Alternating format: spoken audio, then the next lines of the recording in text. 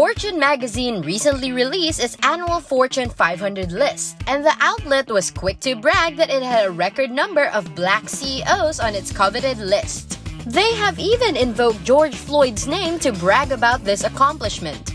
In the wake of racial protests following the murder of George Floyd, companies pledged to increase diversity within their executive ranks and accelerate change internally, reports the outlet. This year, 6 Black chief executives sit atop Fortune 500 companies, making just over 1% of businesses on the 2022 ranking.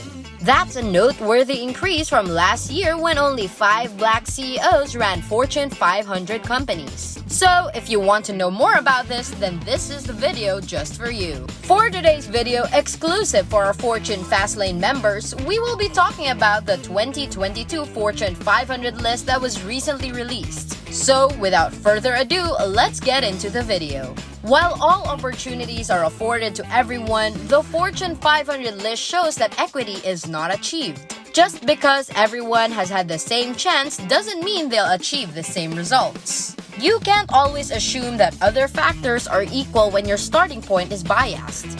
With 6 Black CEOs of these companies, the percentage is pleasing, although it seems disappointing that white men still run the vast majority of these prestigious departments. Running a company plays a big role in how many spots women occupy, but females also had record numbers of representation.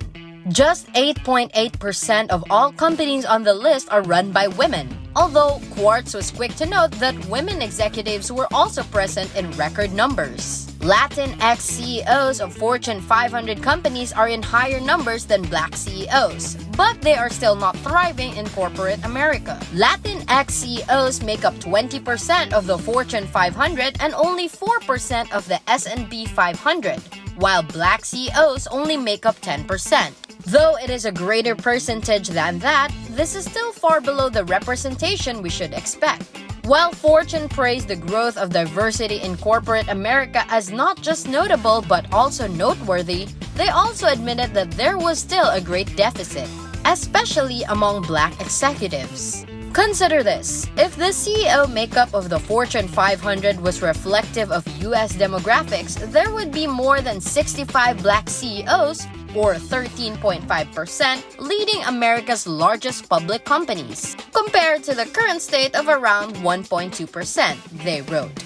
Despite claims of diversity and equality, white men are still dominating corporate America. This can be attributed to their representation in the workplace, which is predominantly male.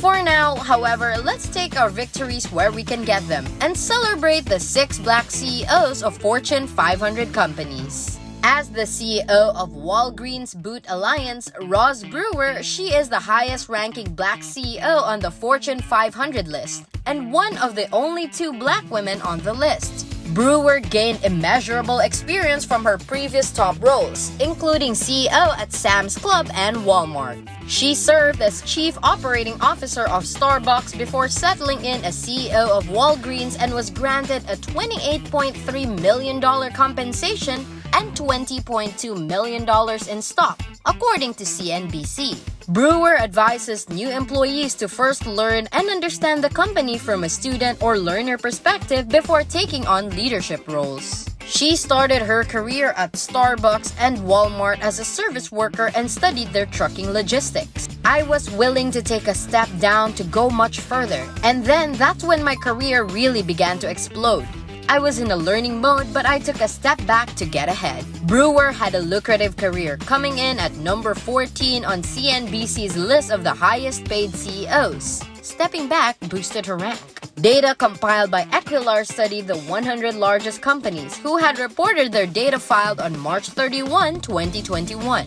Of these, there were 9 female CEOs. Even though they were reaching the status of C-suite employees, none of them broke the glass ceiling as one of the highest-paid CEOs in the company. The top-paid CEO in 2021 is Intel's Patrick Gelsinger, with an annual salary of $177.9 million and only $170 million in stock options. The number 2 CEO is Apple's Tim Cook, with a compensation of $98.7 million and an income of $82.3 million in stock options. On the list, including Brewer, other notable women were ranked based on their salary and stock options. Yet, even with her highly lauded accomplishment, Brewer testifies that she is still overlooked and questioned about her position. The next one is David Rawlinson. David Rawlinson is the president and CEO of Curate Retail Incorporated, which includes video commerce retail brands QVC and HSN, online retailer Zulily, and several other brands. Mr. Rawlinson, 45 years of age and a former senior executive at market research company Nielsen, will be joining the board at Curate. He got his start as an executive as an industrial supplier W.W. Grainger Incorporated, where he is CEO. Recent movements have shown that organizations are eager to diversify their workforce. Curate is also taking his approach by appointing David Rawlinson as CEO of the company. He will be the first Black CEO that Curate has ever had. The company's CFO, Jeffrey Davis, is also Black and has been with the company for a few months now. Representation matters, Mr. Rawlinson said in an interview. It's important for every young person to see that their future is limitless. Mr. Rawlinson said he was drawn to the job because this career is similar to what his mother watched while he grew up in Rock Hill, South Carolina. It was the background music of my childhood, he said. A lot has changed since then.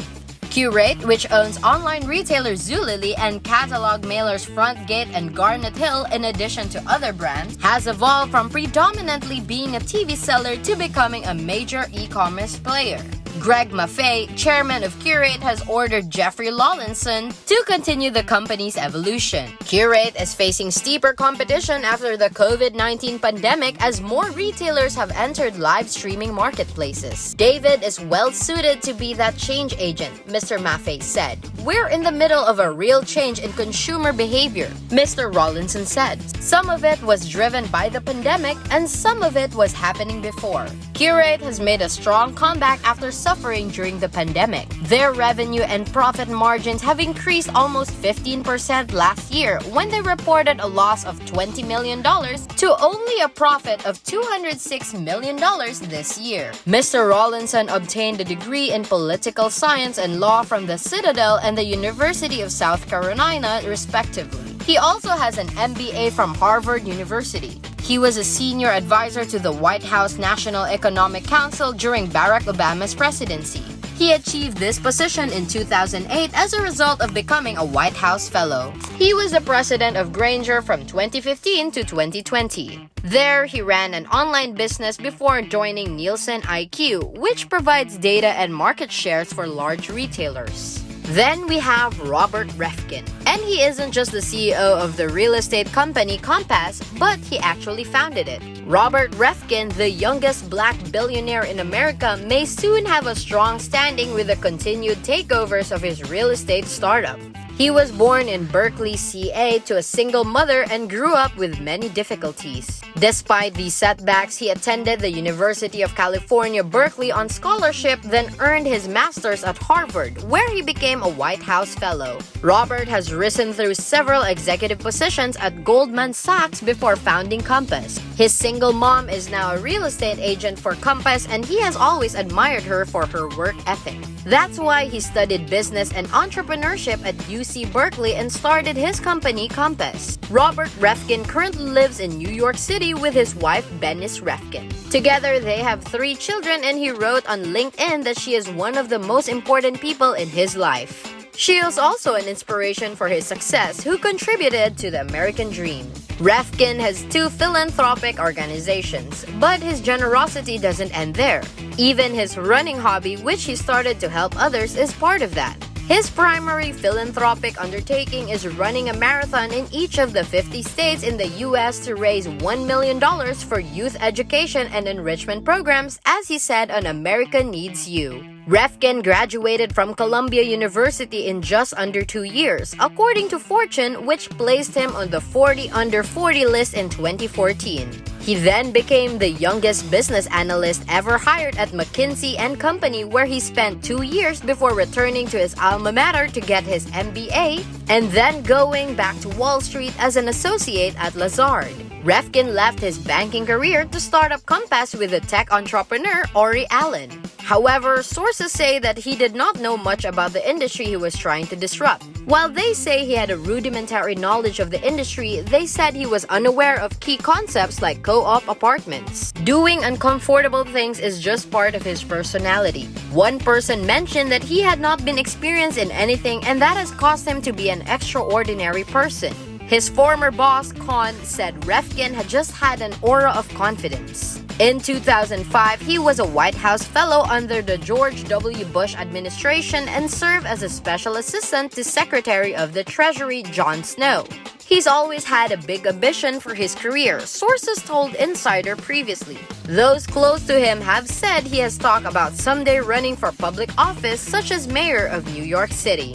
We also have another new entry on the list. He is Frank Clyburn and was appointed to the role of CEO of IFF. Frank shared that he was drawn to IFF for a number of reasons. 3 stand out: talented global community, tremendous potential for growth, and continued opportunity to innovate and craft the future of the industry. This is an iconic company and the industry leader with tremendous opportunity to deliver outstanding customer experience and long-term sustainable profitable growth, Frank said. Working with IFF's world-class talent, unrivaled offerings, and impressive innovation platform, I am excited to bring my approach to executional excellence to capitalize on IFF's bright future. Frank Clyburn is the Executive Vice President and President of Human Health for Merck. He is responsible for all marketing, business, and finance operations within Merck, who specializes in medicines and vaccines. Prior to this role, Frank was Chief Commercial Officer for Merck, responsible for human health commercial operations and the Human Health P&L. From 2013 to 2018, he was the inaugural president of the company's global oncology business and led the creation of this fully integrated global business unit, the worldwide launch of Merck's immuno-oncology medicine, and establishment of Merck as a leader in oncology. Frank joined the company in 2008 and led the biologics business. He also led the primary care, women's health, and market access segments of the company. Previously, he was president of these sectors. He previously lived in Shanghai and Lucerne.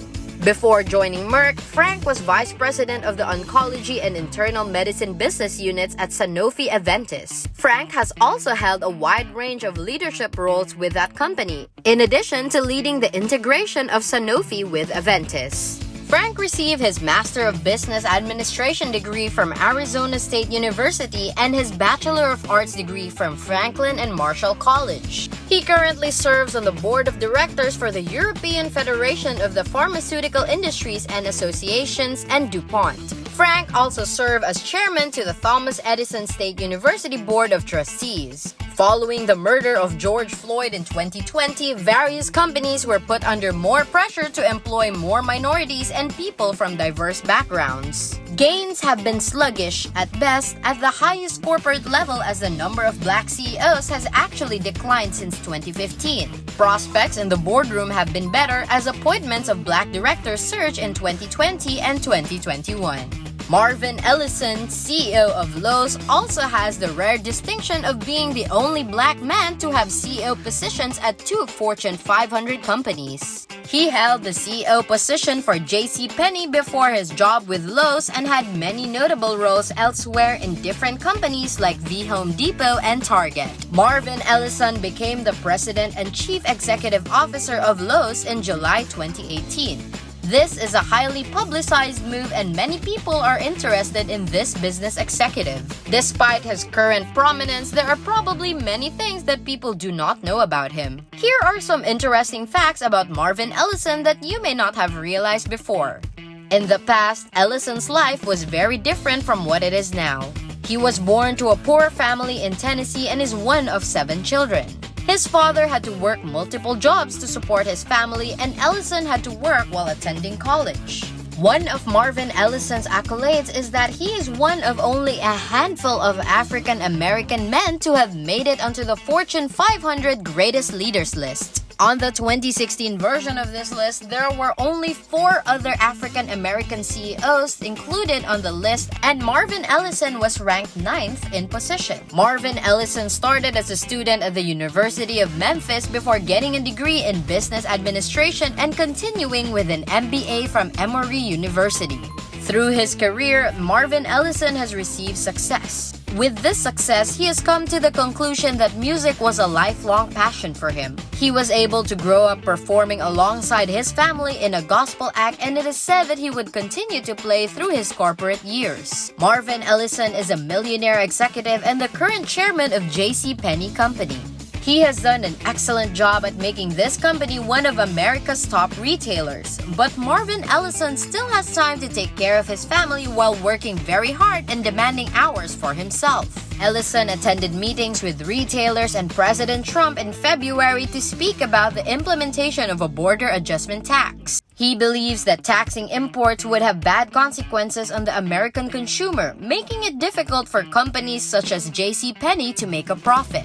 Many companies treat the online aspect of their business separately from the bricks and mortar side of their company. Ellison believes that this is the wrong way to go about business and that the focus should be on the two segments working collaboratively to complement each other. Investors are often looking for diversity in the workplace, and that is a discussion that Ellison has had before. He has always responded with the same idea. Talent should be what gets someone ahead, not their religion, ethnicity, or sexuality.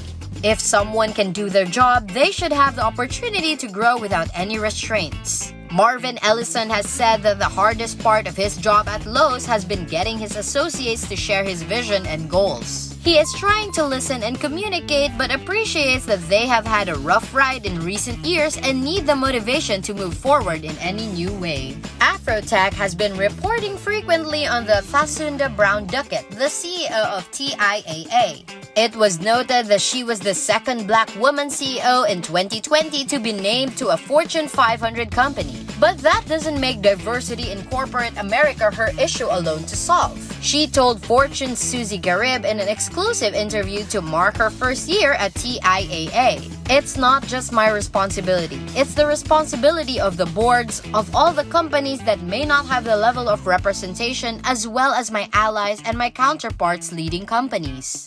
TIAA reported that Jamie Dimon, her former boss, has been in touch with her during the first year of her employment at TIAA. Dimon has also released a statement commending Mulvaney for her hard work as described by Business Insider. The CEO from TIAA states that Jamie Dimon is one of the most impactful CEOs of our time. He told Garib that when he stepped onto the role as the CEO, Jamie checked in on him.